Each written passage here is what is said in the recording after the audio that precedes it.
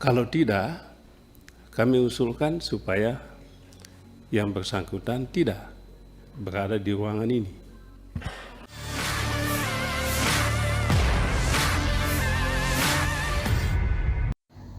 Rapat kerja Komisi 3 DPR RI bersama Kementerian Hukum dan HAM digelar pada Selasa kemarin di Senayan, Jakarta Pusat.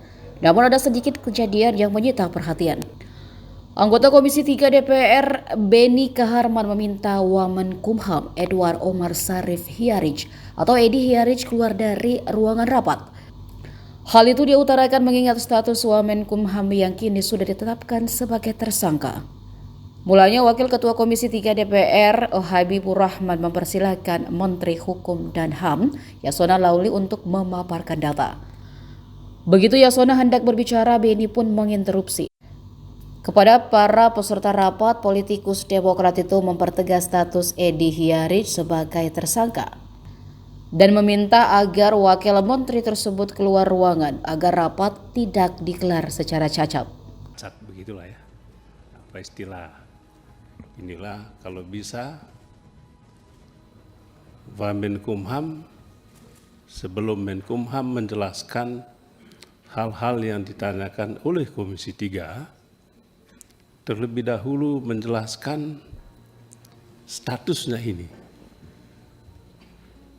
Kalau tidak, kami usulkan supaya yang bersangkutan tidak berada di ruangan ini. Itu demi Pak Ketua. Pak Beni. Pak Ketua. Sebentar Pak Ketua.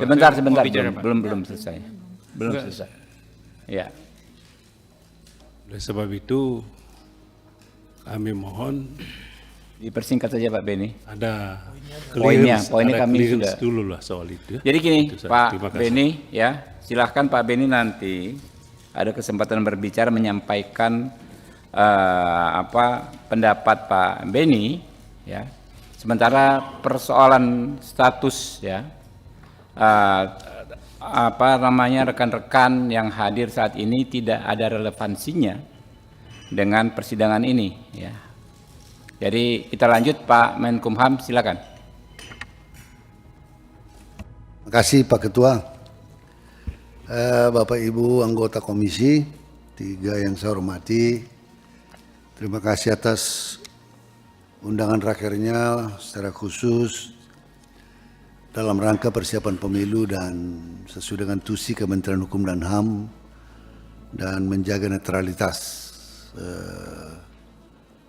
pelaksanaan pemilu di ASN dan apa yang dilakukan.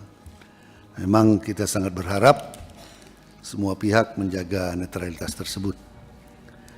Yang pertama-tama ada 6 Direktorat Eselon 1 yang punya kaitan dengan kegiatan mendukung pemilu 2024. Yang pertama Direktorat Jenderal Perundang-undangan, Direktorat Jenderal HAM, Ditjen Pemasyarakatan, Badan Pembinaan Hukum Nasional, Direktorat Jenderal Hukum Umum, dan Ditjen Imigrasi. Nanti soal kesekjenan, soal netralitas ASN.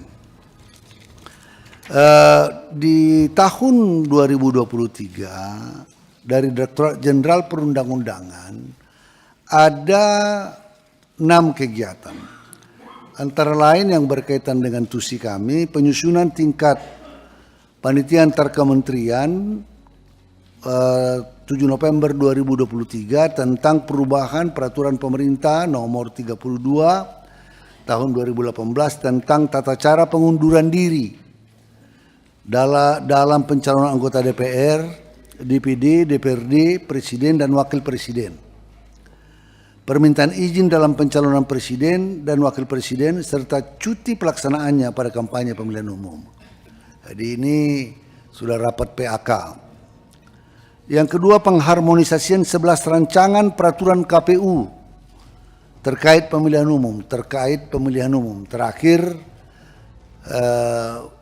PKPU yang berkaitan dengan setelah Komisi 2 membahas konsultasi DPR yang berkaitan dengan pasca keputusan Mahkamah Konstitusi.